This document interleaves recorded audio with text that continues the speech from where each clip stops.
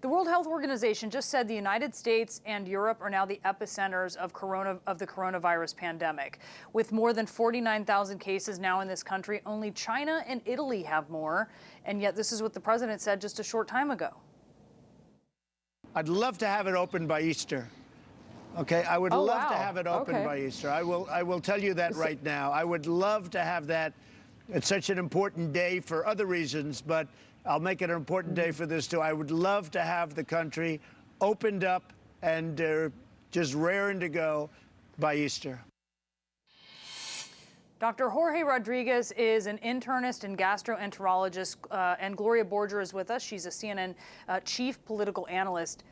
Gloria, I'm stunned by the president saying this as the timeline. I mean, what do you think about this, especially when, I mean, let's just put it this way. Why isn't he focusing on ventilators, masks, PPE? They are facing a tsunami coming at them in New York, and he doesn't even seem to care enough to tackle that first.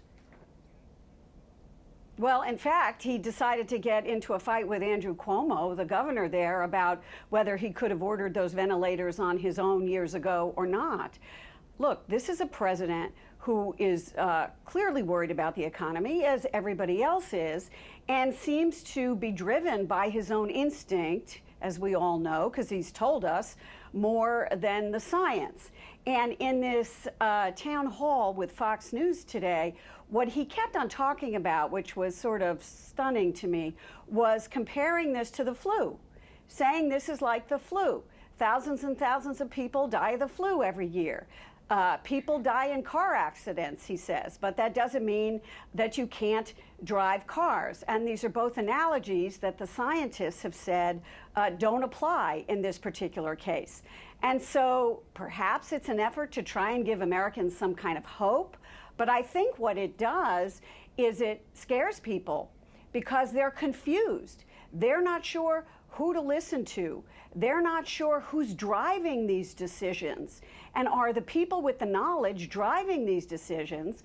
And why isn't the president talking about a way to sort of walk and chew gum at the same time and figure out a way to try and do that rather than saying, you know, this is all going to be raring to go by Easter? Doctor, what do you think? I think she's absolutely right. This is not about a slogan. This is not about trying to convince people to buy into this. This is about life and death. And listen, you can't make a livelihood if you are not alive. So the first thing is the health and wellness of the American people. That is our greatest resource. So therefore, everyone has to be working at their optimum, and that means that they have to be healthy. So whether you like to hear it or not, this is a wave that is here and is escalating. So we need to stop it. Once everybody's healthy, then we can have a much more robust economy. But first, we have to stop the ill at this point. I don't care how many slogans you throw at it. That is not going to change the facts. And when you look, doctor, we've heard about ventilators that are available in certain places. We know there's hiccups. You need people to run them. It's not just anyone who can do that. But knowing that those are out there, is there any excuse to you that those are not being mobilized toward the hardest hit area right now? No, not at all. There is no excuse. Listen, this is where the feds need to come in and be the sole dispenser of not just ventilators, but of masks and protective gear. They need to talk to the governors like Cuomo and Newsom and ask them, where does your state need it? The counties need to tell the governors need to tell the feds, in my opinion. And actually, private industry right now needs to get out of it. The federal government, in my opinion, should buy what is necessary and then give it to the states, perhaps at bare minimum, perhaps for free. At the end of the day, this is all going to be paid for by the taxpayer.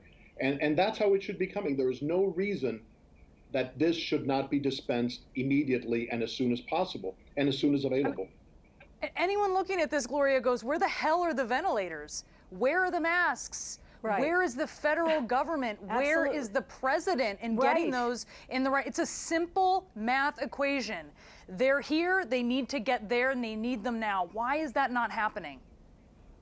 Well, You know, this is the question about the role of government in our lives. I mean, we heard Peter Navarro, one of the president's chief economic advisors the other day, talking about the heavy hand of government when questions were being raised about the Defense Production Act and when you could start using the Defense Production Act. And what the doctor is saying and what Governor Cuomo is saying is, use the Defense Production Act now. That's what it's about. This is what government is about. If it's not about rescuing its own people from death, really, then what is it about? This is what Congress is working on now, what government can do, and hopefully Congress will get its act together and get that passed today. I mean, this is when government intervention, no matter whether you're a conservative or you're a liberal, or this is when government intervention actually makes an awful lot of sense. You know, you can argue the finer points about it at other times, but now is when it's needed.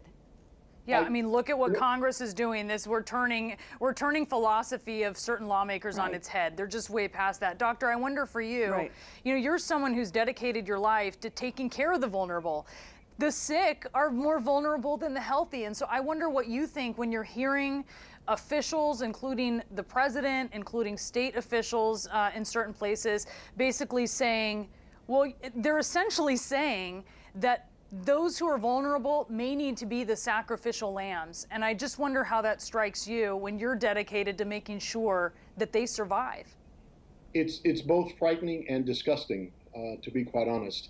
And the source of this is that most people that say that think that it does not apply to them. And this is where, you know, I used to joke that say that people didn't want healthcare for everybody until the day that they realized that their waiter's cough could kill them. Well, we're at that point.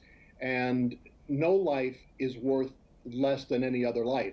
Today, we really do need to be pro-life, and we need to be pro-life for everybody. Because like Gloria was saying, this is tantamount to being at war. If there was something attacking the United States that was going to kill 3 million people, which this might, we would certainly enforce all these acts, and we would move swiftly.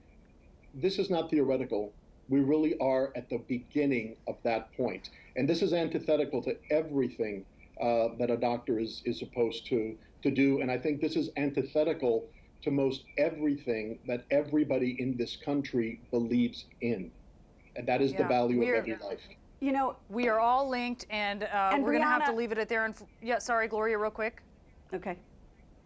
No, I was going to say, Brianna, this is not to say that people should not be working on a way to try and reopen business piece by piece at the same time, right? But that's right. You can't say it's an either-or situation. It isn't. It isn't. Number one, lives, and then you can do the other jobs as well. Walk and chew gum at the same time. Gloria Borger, Dr. Rodriguez, thank you so much.